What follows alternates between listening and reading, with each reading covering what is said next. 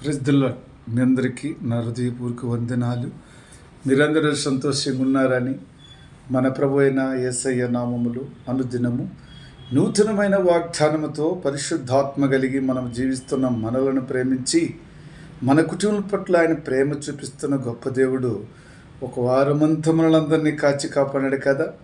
మళ్ళీ పునరుత్థాన దినములకు మనందరిని నడిపిస్తున్నట్టు ఈ గొప్ప దేవుని బట్టి ఆ జీవం గల దేవునితో మాట్లాడేటప్పుడు ఎంతో నీ హృదయంలో సంతోషము ఆనందము కలిగి వాగ్దానం చూడాలని ఒక ఆశ కలిగి ఒక గురి పెట్టి ఆ దేవుని మాటలు వింటున్నట్లయితే నీ కుటుంబంలో మరి ఒక వారము కూడా ఆనందంగా నీవు నీ పిల్లలు మరి నీ యొక్క యజమాని నీవు అందరూ భార్య భర్తలు సంతోషంగా ఉండటానికి ఎంతో ఆనందంగా ఉంటుంది కదా. ప్రేమైన సహోదరి సహోదరులారా, ఈ దినము మన ప్రభు మనలో ప్రేమించి మనకిచ్చినట్టు వాగ్దానము యోహాను సువార్త 1వ అధ్యాయం 1వ వచనం.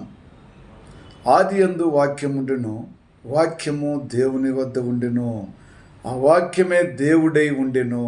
దేవునికి స్తోత్రం. ఆదియందు ఏమున్నదండి? వాక్యం ఉన్నది. ఆ వాక్యం ఎవరి దగ్గర ఉన్నదండి? యేసయ్య దగ్గరే ఉన్నది. ఆ వాక్యం ఏమై ఉన్నారు?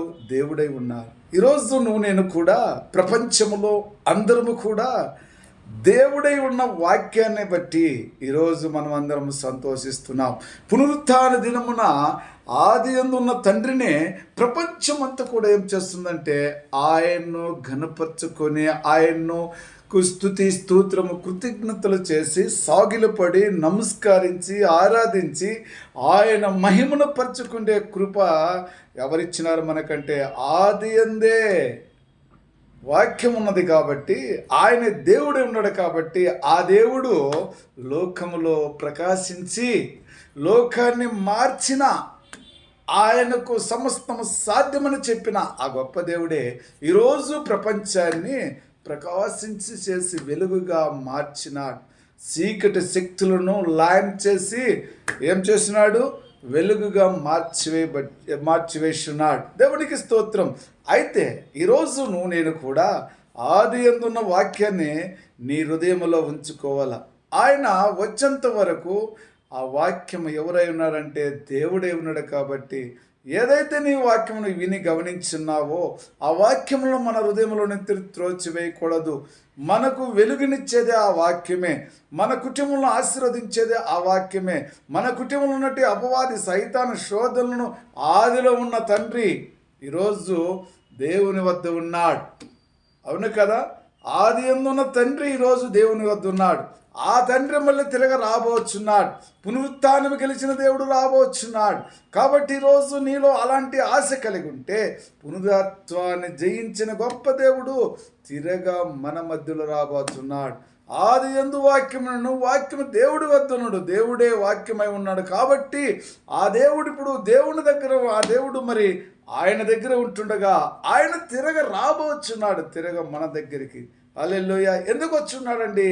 ఆయన అందరినీ వచ్చి మళ్ళీ ఆ తండ్రి దగ్గర ఆయన అయితే ఎక్కడ ఉంటున్నాడో నా స్థానంలో నా పిల్లలు ఉండాలని ఆయన మరి ఆలోచనే కదా. మరి రాబోచిన సమయానికి ప్రతి బిడ్డలము ఆయన వచ్చే సమయానికి పునరుత్థాన దినములను ఇదే విధంగా కొనసాగాలి.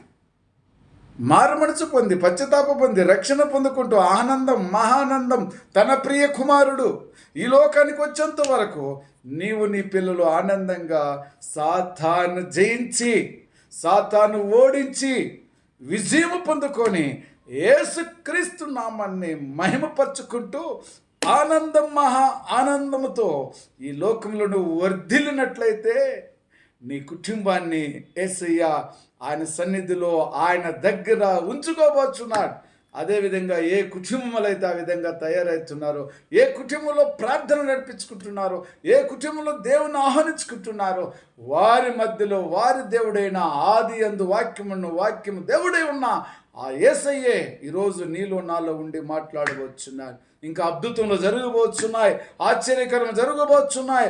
పరిశుద్ధాత్మ ప్రతి దైవసేవకుతో మాట్లాడుచున్నాడు, ప్రతి విశ్వాసం మాట్లాడుతున్నాడు. ప్రతి విశ్వాసిని వర్ధన చేయాలని ప్రతి విశ్వాసి తన జీవనదిలో తన హృదయంలో నుంచి పొంగిపారాలని ప్రతి విశ్వాసులు ఆ విధంగా ఉన్నారు. జీవనదులు నీ హృదయంలో ఉన్నాయి కదా, అవన్నీ కూడా పునరుత్థాన దినమన వద్దలని దైవ సేవకుడు చేసే ప్రార్థనలు, ఆయన బోధిస్తున్న వాక్యం ఆయనదేనది. ఆది ఎందు వాక్యమునే బోధిస్తున్నాడు కనుక ఆ వాక్యం ప్రపంచానికి అందబడాలి. ప్రపంచంలో ప్రతి బిడ్డ మారు మనసు పొంది పశ్చాత్తాపం పొంది లోకములోనే ఒక వెలుగుగా మారిపోవాలని ప్రభు ఈరోజు మనతో మాట్లాడుచున్నాడు. దేవునికి స్తోత్రం.